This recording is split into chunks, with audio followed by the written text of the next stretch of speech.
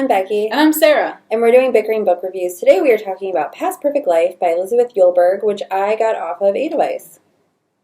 Yes, same. So this book is about Allison Smith. Allison's life has always been very boring. She's an average high school senior just trying to get into the college of her choice. However, when Allie's college application is rejected, it is quickly revealed that she is not Allison Smith. She is Amanda Lindsley, a girl that was taken by her father during a bad custody battle fight a decade and a half before. Now Allie's life is changing. She has to move to Florida with a mother, stepfather, and half-sister she has never met, and leave behind her life, friends, and maybe almost boyfriend Neil. Allie must learn to overcome her past nightmares to get her dream future. So, right off the bat, it was hard for me to believe Allie as a 16-year-old. She read more like a 13-year-old. See, to me, I don't think she read kind of sheltered. I actually thought some of the stuff she was doing, she read kind of older than that. But she wasn't 16, she was 18, because she turns 18. Yeah, okay. Well, then that even further kind of gets to my point. She read too young. She read younger for me. See, I didn't see that. She really did. But I have to admit, I love kidnapped books. I find them interesting. It's just, she just read much younger than what she was. Because, Dude, she was really sheltered. I guess. Her dad kept her really sheltered, which was explained why. I don't know. I guess, I was in, I'm sorry, but what 18-year-old, the things she was doing, I don't know if I believe that an 18-year-old is yay, every Wednesday night, let's watch movies and get pizza. That plays into the being sheltered, but, yes, it's hard to believe. At times the voice was a little, I was like, okay. But, she never had any reason to question it, and they kept moving around so much. It definitely was, for me, so, I don't have a problem with kidnap books. I read them when I come across them, but I don't, seek them out. So this was different because the parent who took her, he was a genuinely nice guy. You were rooting for him, and, she loved him, and it could have been, a Stockholm book, Stockholm Syndrome, but it didn't feel that way, and you didn't feel like she had Stockholm Syndrome. You wanted to kind of... She even talks about that, just do I have Stockholm Syndrome? But he took her because he was a very dedicated father, and they were going to take her, and he thought they were going to take her away from him. Now, his reaction is to, the steps leading up to it. I was like, okay, that's kind of extreme. But her mother was horrible. Her mother was horrible. That was my problem with this book. And, I judge all kidnap books by the Face on the Milk Carton series, which I read in, 5th grade. But I read them in 5th grade, but I keep reading them because I have read the whole series. I even read the book that came out, 5 or 6 years ago where Janie's grown up and she marries Reeve.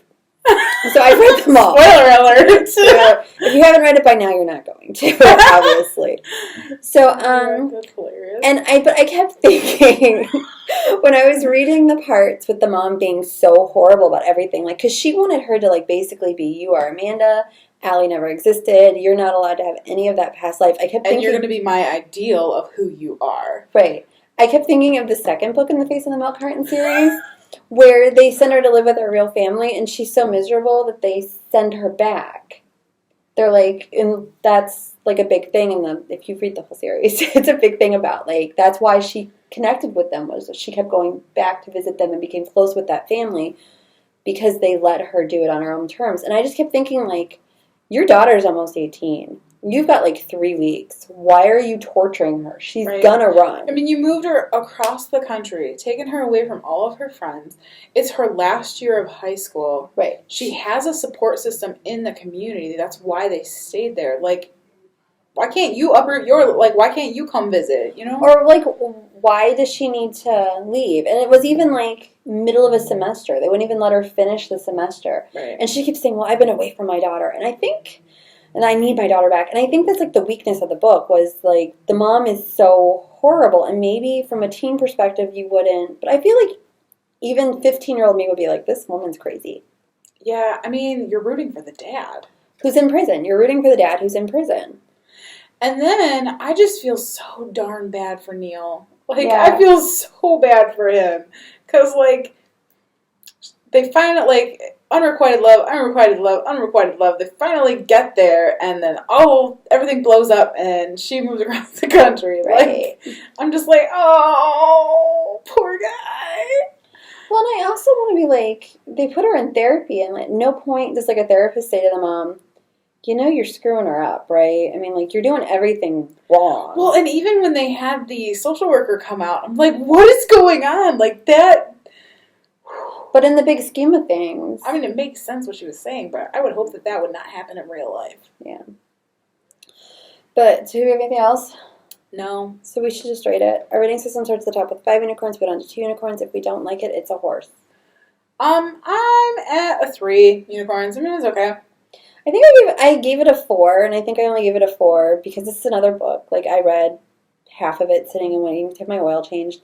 But I like Elizabeth Eulberg's writing, even though this to me was one of her weaker books. But the kidnap storyline got me. I mean, I could be convinced to go to a 4 because it was high drama. Like, It was, and I love high drama books. Like, I guess it's like a 3.5 to me, and I'm bumping it up to a 4. But to make it a solid 4, the narrative voice had to be a little bit tweaked. See, and for me, like, the narrative voice was an issue. Like, it was an issue consistently throughout that I'm like, she does not sound 18. And that's why I'm at a 3. So that is where we are on Past Perfect Life. We'll see you around. See ya. Bye.